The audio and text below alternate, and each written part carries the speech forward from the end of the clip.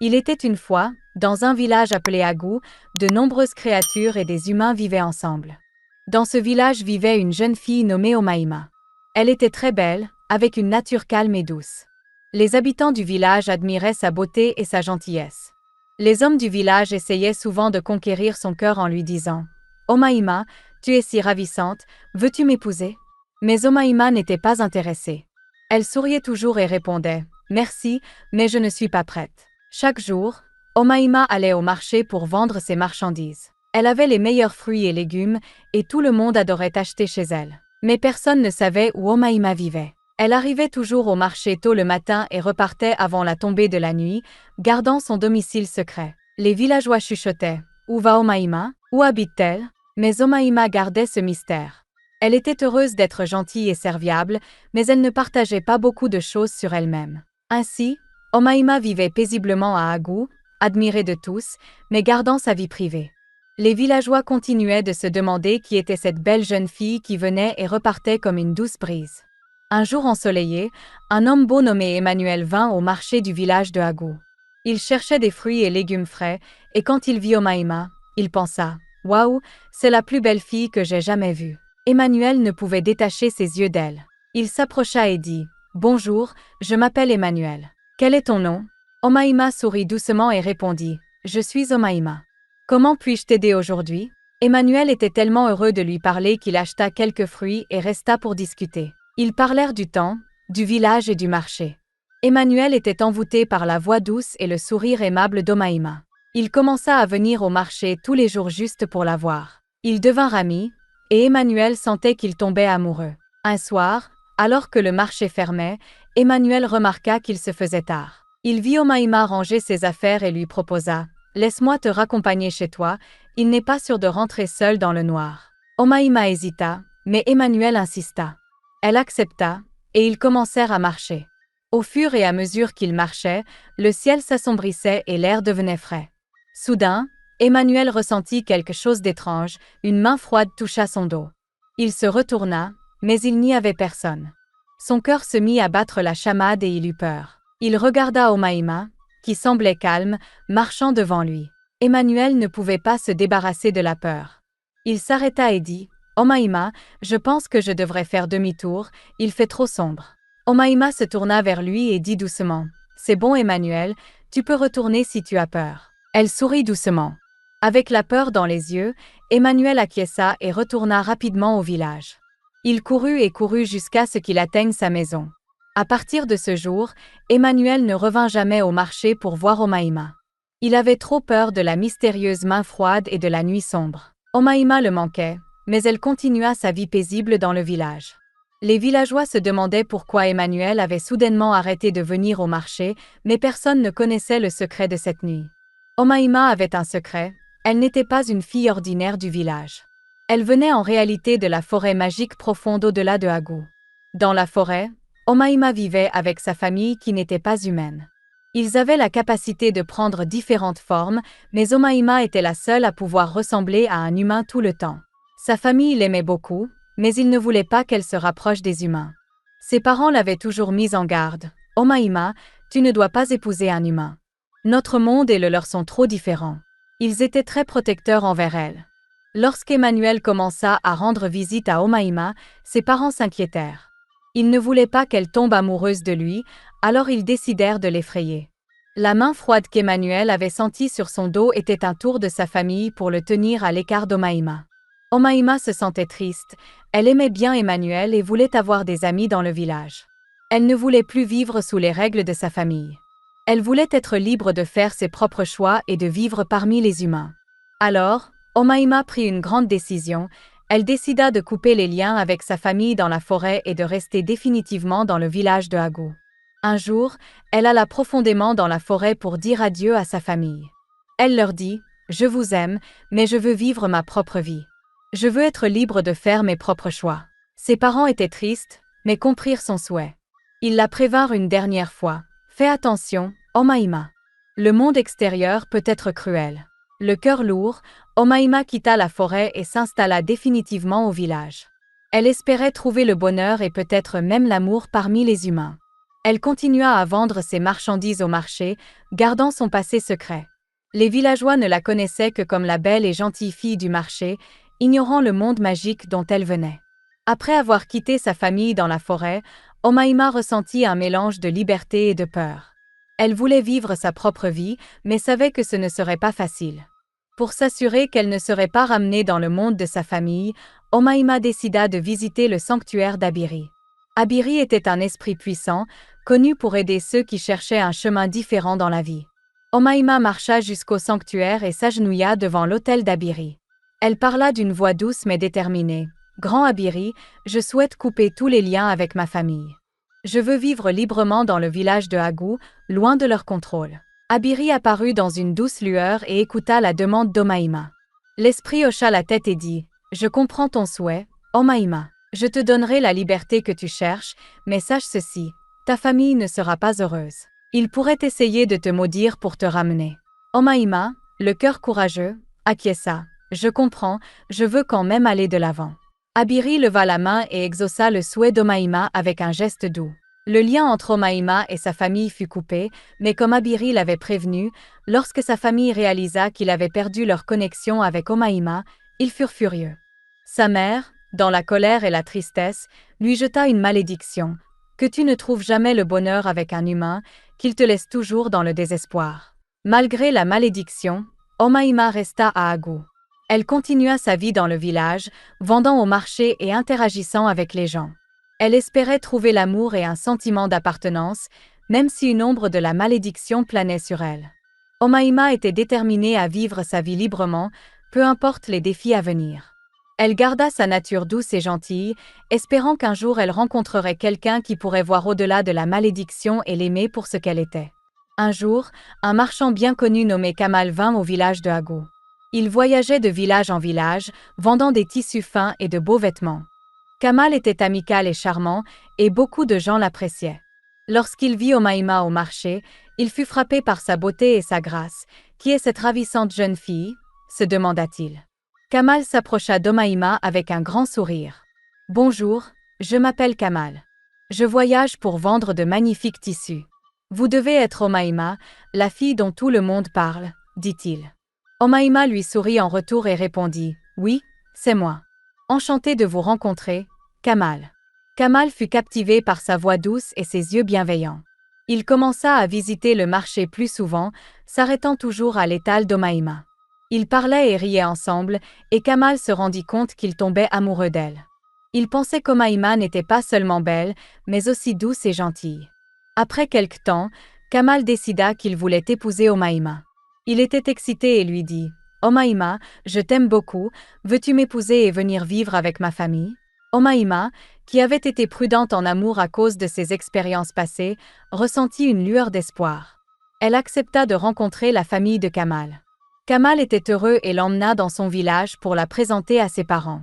Lorsqu'ils arrivèrent, la mère de Kamal regarda Omaima avec un froncement de sourcils. Elle avait entendu des rumeurs sur le passé mystérieux d'Omaima et les événements étranges qui l'entouraient. « Cette fille est belle, mais il y a quelque chose de louche chez elle, » pensa-t-elle. Après avoir discuté un moment avec Omaima, la mère de Kamal secoua la tête. « Je suis désolée, Kamal, mais je ne fais pas confiance à cette fille.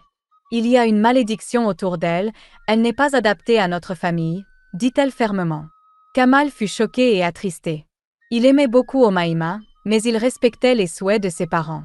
Il regarda Omaima avec un cœur lourd et lui dit « Omaima, je suis désolé, mais ma mère n'approuve pas notre mariage. Je dois écouter ma famille. » Elle avait espéré que Kamal verrait au-delà de la malédiction, mais elle comprit son choix. Les larmes aux yeux, elle hocha la tête et quitta silencieusement la maison de Kamal. Elle retourna au village de Agou, ressentant à nouveau le poids de la malédiction. Bien que son cœur soit lourd, Omaima continua de vivre à Agou, espérant qu'un jour, elle rencontrerait quelqu'un qui pourrait l'aimer malgré la malédiction. Elle resta forte et continua sa vie quotidienne, toujours gentille et douce, même lorsque son cœur souffrait. Après la déception avec Kamal, Omaima ressentit le poids de la malédiction plus que jamais.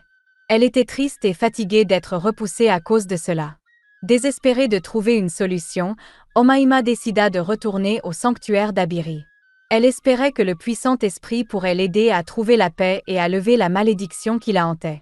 Omaïma se rendit au sanctuaire et s'agenouilla à nouveau devant l'autel d'Abiri, le cœur lourd.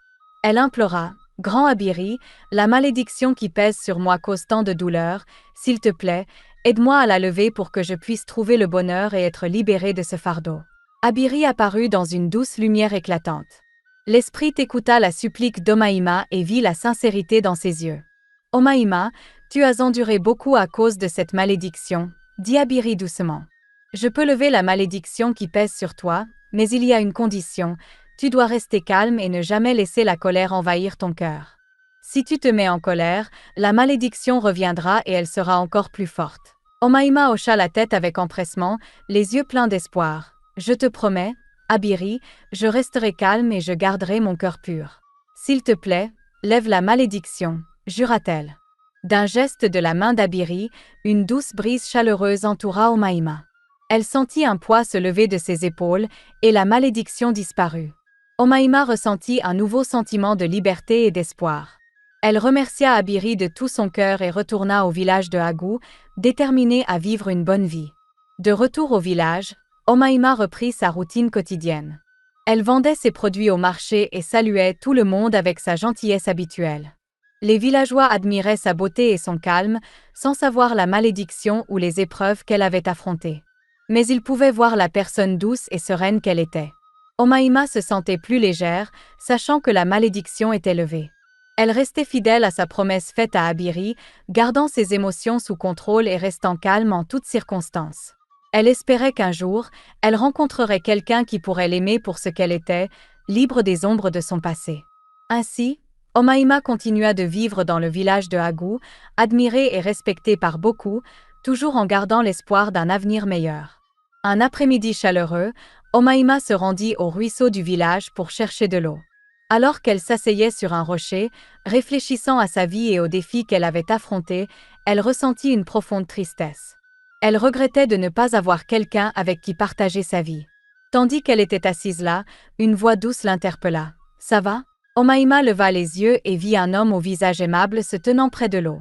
Il avait un sourire chaleureux et des yeux bienveillants. « Je m'appelle Shahin, » dit-il en s'approchant. « Tu avais l'air triste et je voulais m'assurer que tout va bien. » Omaïma ressentit une chaleur émanant de sa gentillesse. « Merci, Shahin, je m'appelle Omaïma, » répondit-elle doucement. Ils discutèrent un moment, et Omaïma se sentit s'ouvrir à lui. Shahin écouta avec attention et la réconforta, lui faisant sentir à l'aise. Au fil des jours, Shahin et Omaïma se retrouvèrent souvent au ruisseau. Ils parlaient et riaient ensemble, et Omaïma sentit un lien se tisser entre eux. Shahin était gentil et compréhensif, et il ne cherchait pas à en savoir plus sur son passé. Il se contentait d'apprécier sa compagnie et lui faisait sentir qu'elle avait de la valeur. Un jour, Shahin dit à Omaïma: « Je tiens à toi, Omaïma. Tu es une personne merveilleuse, et je veux être avec toi. » Omaïma fut surprise, elle ressentit un mélange d'émotions, espoir, peur et un peu de bonheur. Elle hésita, se rappelant de la malédiction et de ses déceptions passées. Mais la sincérité de Shahin la toucha profondément. Omaïma finit par dire: « Je t'aime bien aussi, Shahin, mais j'ai traversé beaucoup d'épreuves. Es-tu sûr de vouloir être avec moi ?» Shahin hocha la tête avec un sourire. « Je suis sûr, Omaïma. Construisons une vie ensemble. » Ainsi, ils se rapprochèrent. Shahin traitait Omaïma avec respect et bienveillance, et elle se surprit à s'attacher à lui. Ils passèrent du temps ensemble, et leur lien se renforça. Il ne fallut pas longtemps avant que Shahin propose à Omaïma de l'épouser. Il voulait faire d'elle sa femme et partager une vie heureuse avec elle. Avec joie, Omaïma accepta sa proposition. Ils commencèrent à planifier leur mariage, rêvant d'un avenir ensemble rempli d'amour et de bonheur. Pour la première fois depuis longtemps, Omaïma ressentit un véritable espoir. Elle croyait qu'avec Shahin, elle pourrait enfin trouver la paix et l'amour qu'elle cherchait depuis si longtemps. Le village bouillait d'excitation à l'approche du mariage, et Omaïma ressentait une chaleur de bonheur, espérant que ce serait le début d'un nouveau chapitre beau dans sa vie. Le jour du mariage d'Omaïma et Shahin arriva, et le village de Agou était rempli d'excitation. Tout le monde s'était rassemblé sur la place du village, décoré de fleurs colorées et de banderoles éclatantes. Les villageois dansaient, chantaient et célébraient, heureux de voir Omaïma et Shahin ensemble. L'air était rempli de joie et de rire alors qu'ils échangeaient leurs vœux sous le chaud soleil. Omaïma était radieuse dans sa belle robe, et Shaheen ne pouvait s'empêcher de sourire. Ils se promirent de s'aimer et de se chérir, entourés par les acclamations et les bénédictions des villageois. Ce fut une journée parfaite, et tout le monde ressentit l'amour et le bonheur dans l'air. Lorsque la nuit tomba, le couple se retira dans leur nouvelle maison, prêt à commencer leur vie ensemble. Mais alors qu'ils se préparaient à se reposer, quelque chose de bizarre se produisit. Omaïma commença à se sentir mal à l'aise, son corps se sentait différent, et un frisson glacé lui parcourut l'échine. Elle regarda Shaheen avec inquiétude dans les yeux. Soudain, le corps d'Omaïma commença à changer, ses jambes fusionnèrent ensemble, sa peau devint écailleuse, et avant qu'il ne s'en rende compte, elle se transforma en un immense python. Les yeux de Shaheen s'agrandirent de choc et de terreur, il ne pouvait pas croire ce qu'il voyait. Omaïma, maintenant un énorme serpent, le regarda avec des yeux tristes. Submergé par la peur, Shaheen cria et s'enfuit de la maison. Il trébucha à travers le village en criant à l'aide. Les villageois, entendant ces cris, se rassemblèrent rapidement autour de leur maison. Ils virent Shaheen, pâle et tremblant, pointant du doigt la maison. Les villageois s'approchèrent prudemment, et là, sortant en ondulant de l'embrasure de la porte, se trouvait le python géant. Ils poussèrent des exclamations de surprise et reculèrent, murmurant de peur et de confusion. Ils n'avaient jamais rien vu de tel. Certains des anciens chuchotèrent « Est-ce la malédiction dont nous avons entendu parler ?» La joie du mariage s'était transformée en une nuit de peur et de confusion. Les villageois ne savaient pas quoi faire.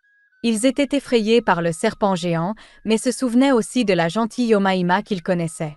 La place du village, qui était remplie de rires et de musique quelques heures auparavant, était maintenant silencieuse, tout le monde regardant avec incrédulité. Les anciens du village décidèrent d'appeler l'oracle, espérant trouver des réponses et une solution à cet événement choquant. Le village était en état de choc et de confusion après les événements inattendus de la nuit du mariage. Les anciens se réunirent rapidement et décidèrent de faire appel à l'oracle pour comprendre ce qui s'était passé. Les villageois se rassemblèrent sur la place du village, chuchotant et se demandant ce qui était arrivé à Omaïma et au python géant qu'elle était devenue. L'oracle arriva, une figure sage qui avait guidé le village à travers de nombreux mystères. Les anciens et les villageois se tenaient en cercle, attendant des réponses. L'oracle s'avança et demanda à Omaïma de venir.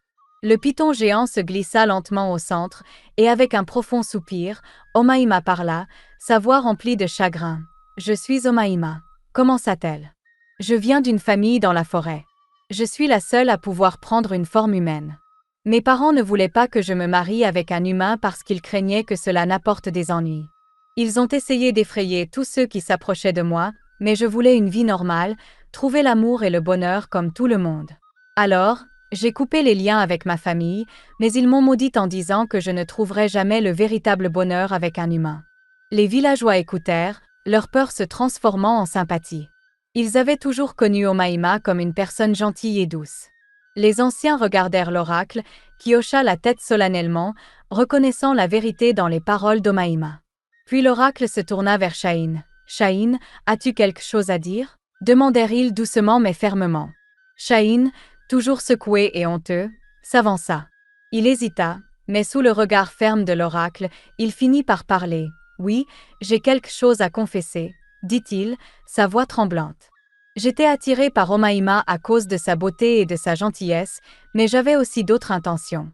Je pensais pouvoir l'utiliser pour obtenir de la richesse et du pouvoir.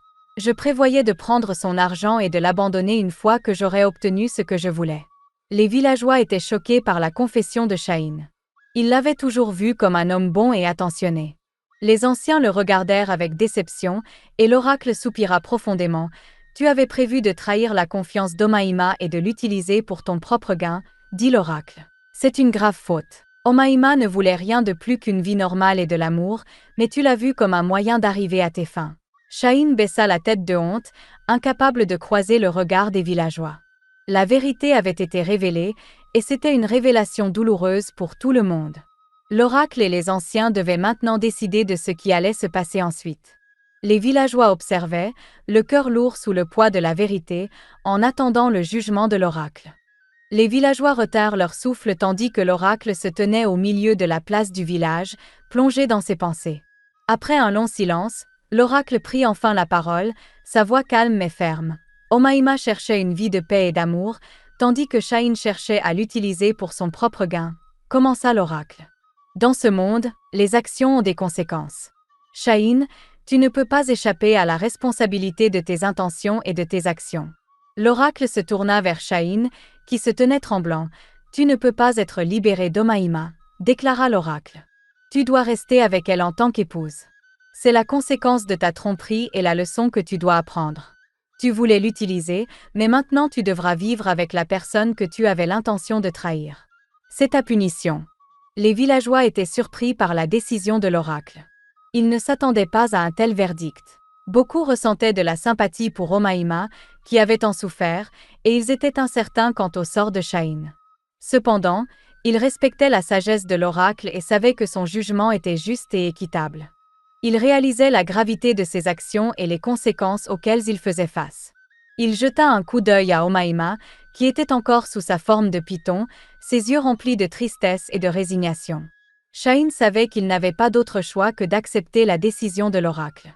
L'oracle leva la main pour faire taire les murmures. Cette union doit maintenant servir de rappel de l'importance de l'honnêteté, du respect et des véritables intentions. Shaheen et Omaïma quitteront le village de Agou ensemble. Ils devront affronter les défis à venir en essayant de trouver un nouveau chemin, où qu'il les mène. Les villageois acquiescèrent, comprenant la gravité des paroles de l'oracle. Ils savaient que la punition de Shaheen n'était pas seulement pour lui, mais aussi une leçon pour tous sur les conséquences de la tromperie et la valeur du véritable amour. Avec le verdict de l'oracle, l'assemblée prit fin sur une note solennelle. Les villageois commencèrent à se disperser, chuchotant entre eux au sujet des événements de la journée. Shaheen et Omaïma, liés par le destin et le décret de l'oracle, se préparèrent à quitter le village. C'était un chemin difficile et incertain qui les attendait, mais ils savaient qu'ils devaient l'affronter ensemble. Le village de Agou se souviendrait de cette histoire pendant longtemps comme un conte d'amour, de trahison et de quête de rédemption. Les villageois les regardèrent partir, certains avec sympathie et d'autres avec curiosité. C'était un adieu sombre, sachant que les deux allaient affronter un avenir incertain ensemble. Shaheen et Omaïma marchèrent vers la forêt où vivait la famille d'Omaïma. En entrant dans les bois épais, l'air semblait différent, plus magique et mystérieux. Shaheen était nerveux, ne sachant pas à quoi s'attendre. Omaïma, toujours sous sa forme de python, ouvrait la voie. Ils atteignirent enfin une clairière cachée où résidait la famille d'Omaïma. À leur arrivée, les membres de la famille d'Omaïma, chacun avec leurs formes uniques, émergèrent. Certains avaient des traits d'animaux, tandis que d'autres semblaient plus éthérés et mystiques. Ils observaient silencieusement Omaïma et Shaheen s'approcher. Shaheen, sentant le poids de ses actions, s'avança et inclina la tête. « Je suis désolé pour mes intentions, » dit-il, sa voix sincère. « Je voulais utiliser Omaïma pour mon propre gain, mais j'ai appris ma leçon. J'accepte le jugement de l'oracle et demande votre pardon. » Les parents d'Omaïma, qui s'étaient inquiétés pour elle, écoutèrent attentivement. Ils pouvaient voir le regret dans les yeux de Shaheen et la sincérité dans sa voix. Après un moment de silence, la mère d'Omaïma prit la parole. « Nous voyons que tu es vraiment désolé, Shaheen. Nous te pardonnons, mais sache que vivre ici ne sera pas facile. Tu devras respecter nos coutumes et prendre soin d'Omaïma. » Shaheen hocha la tête avec reconnaissance. « Je comprends et je ferai de mon mieux, » promit-il. Ainsi, la famille d'Omaïma l'accepta dans leur monde. Ils l'accueillirent, non pas comme une personne parfaite, mais comme quelqu'un prêt à apprendre et à grandir. Shaheen dut s'adapter à une vie très différente de celle qu'il connaissait au village. Les créatures de la forêt étaient gentilles et douces, mais elles avaient leurs propres manières et coutumes. Shaheen travailla dur pour s'intégrer, apprenant sur le monde magique et les responsabilités qui l'accompagnaient. Omaïma, désormais libre d'être elle-même, restait parfois sous sa forme humaine, tandis qu'à d'autres moments, elle était un python ou prenait une autre forme entièrement. Shaheen en vint à comprendre et à l'accepter sous toutes ses formes. Ensemble, ils trouvèrent un nouveau rythme dans leur vie, loin de l'agitation du village. Avec le temps, Shaheen apprit à apprécier la beauté et la paix de la forêt. Il devint une partie de la famille d'Omaïma, les aidant et partageant leur vie. Il accepta son sort et fit de son mieux pour tirer le meilleur parti de sa nouvelle vie, trouvant des moments de joie et de paix. Omaïma, elle aussi, ressentit un sentiment d'appartenance et d'acceptation. Elle était avec sa famille et avec quelqu'un qui avait choisi de rester avec elle malgré les défis. Ensemble, ils trouvèrent une nouvelle forme de bonheur, différente de ce qu'il avait imaginé, mais satisfaisante à sa manière. Ils apprirent que l'amour et l'acceptation pouvaient se manifester de nombreuses façons, et ils embrassèrent la vie qu'il avait, trouvant le contentement dans leur nouvelle maison dans la forêt magique. J'espère que vous avez apprécié l'histoire. Si c'est le cas, merci d'aimer la vidéo, de commenter ce que vous avez retenu du récit, et de ne pas oublier de vous abonner à la chaîne pour d'autres contes enchanteurs comme celui-ci. Merci.